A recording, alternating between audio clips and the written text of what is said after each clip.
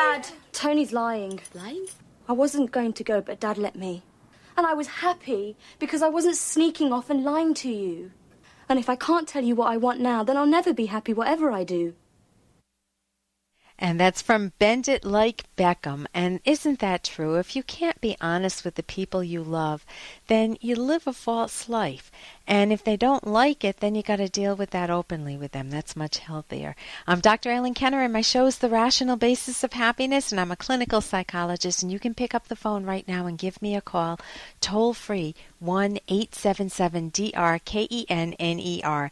And right now, let's turn to the phones. Welcome, Kathy. Kathy, you're having some problems. Your son's having some problems, I guess.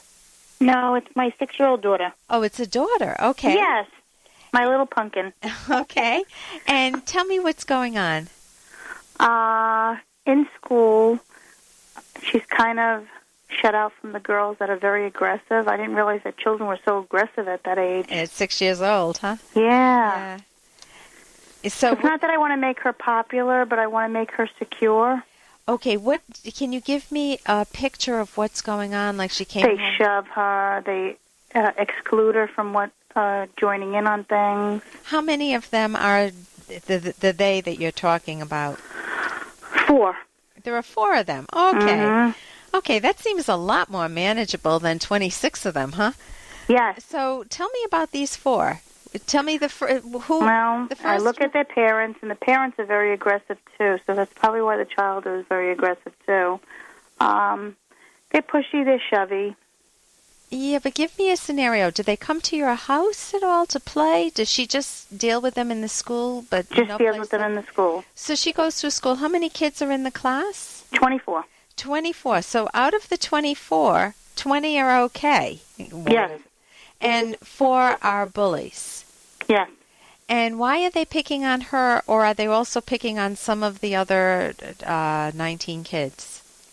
They might be. I don't know. I just saw it today because I was on the class trip, and it annoyed me and it bothered me. What did you see? Tell me what you saw in the class trip. One girl in particular was very aggressive. My daughter was trying to get into the line to line up to get going, and she kept stepping in front of her and wouldn't let her actually get in the line.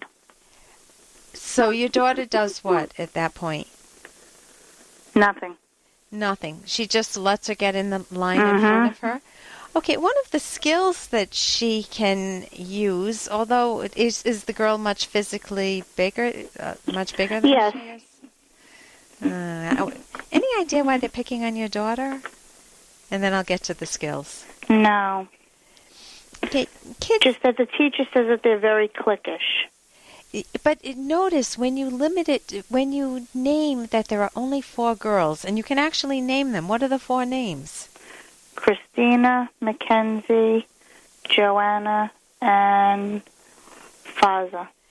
Okay, and so once you get it down to 4 girls, it seems much more manageable. Correct. So Christina, Mackenzie, Faza, and there was one more? Joanna. So here's what I would recommend. If it were my daughter, I would say, oh, you know something? Isn't there, when you look out at your classmates, there are some that are easy to get along with, and there are some that are real difficult. Who do you like the best? I would ask her first to focus on the kids that she really loves being with. And are there a couple that she loves? I think so. And I would help her learn how to connect with them. Maybe go to the zoo with them. Maybe, go on your own little field trips with them, even if it's just having them come over to the house, so that she gets to know that she's lovable, likable, and that she can find people to admire and to play with. I had a wonderful playmate when I was younger called Abby. To this day, if I think of Abby, I get a warm feeling inside, a warm smile. She was like when I was 6 years old, she was my buddy. We used to dig in the sand together. Right. Now, I had other kids that picked on me. In fact, one girl turned the whole schoolyard against me in was 5th grade. And then And it was too much for me to handle. And at that point, I needed teacher intervention and parental intervention. My parents had to go. I was too shy, and I didn't know how to deal with it. So my parents went, and the teachers asked the teacher. I remember the teacher, Mrs. Fisk. She asked all the girls to stay after school. So the Christinas, the Mackenzies, the Fazes, and the Joannas. Had to stay after school, but she said, this is not, you're never to do this. She set moral standards for the girls. Okay. She actually sent me out to clap the erasers while she talked to the other girls.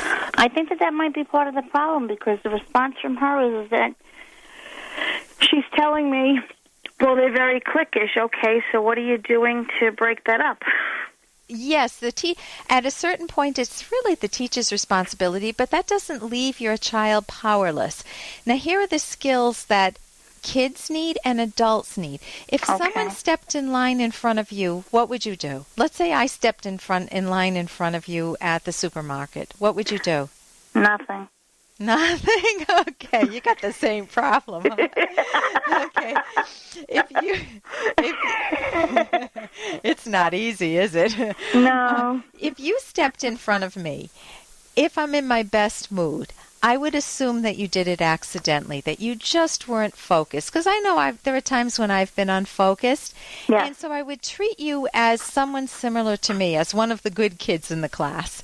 And I would say to you, I'm not sure if you're aware of it, but I'm in line. And what might you say if I said that to you? I would say, I'm sorry. I'm sorry, and what would you do? Just stay there? No, move. You would go to the end of the line. So I assume benevolence. I assume that you're a good person first.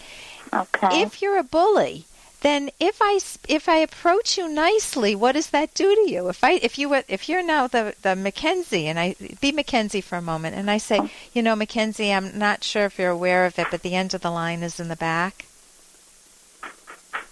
I'm not moving. I'm here. Okay, I guess that's your choice.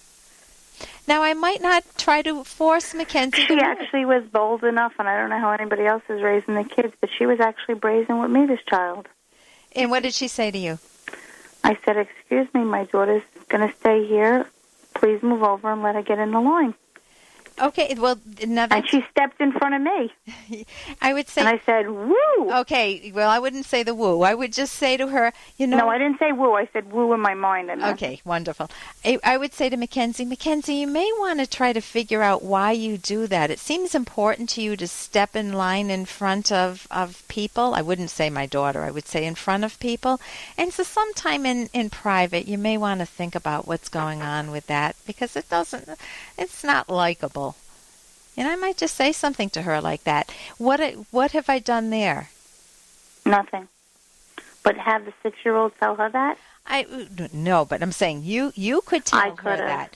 As an adult, you help a child self-reflect.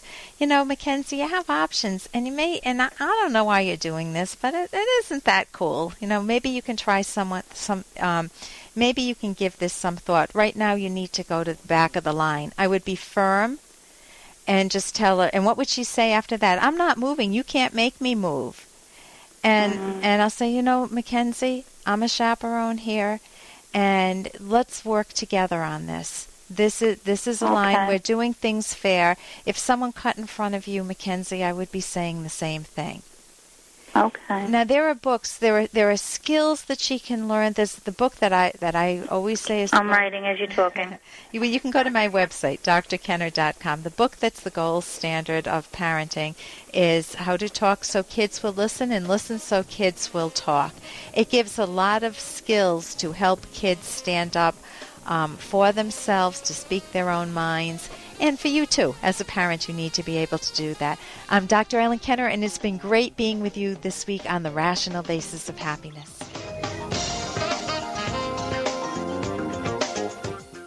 Here's an excerpt from The Selfish Path to Romance, the Serious Romance Guidebook by Drs. Kenner and Locke. So Aaron is upset that Jane spends too much money on clothes. To avoid a huge conflict, he might express himself immediately without attacking Jane's character. Instead of Aaron contemptuously fuming to her, "You're reckless with money, you make me furious," which attacks Jane's character and invites a counterattack from her, "You're even more reckless," Aaron can say, "I'm very upset. We both agreed on a fair budget and we need that money for the rent this month." It's a skill to express your anger openly and assertively. Your body language and tone of voice need to be consistent with your assertive language. With practice, you can communicate your anger accurately without subtly attacking your partner's character. You can download Chapter 1 for free by going to drkenner.com, and you can buy the book at amazon.com.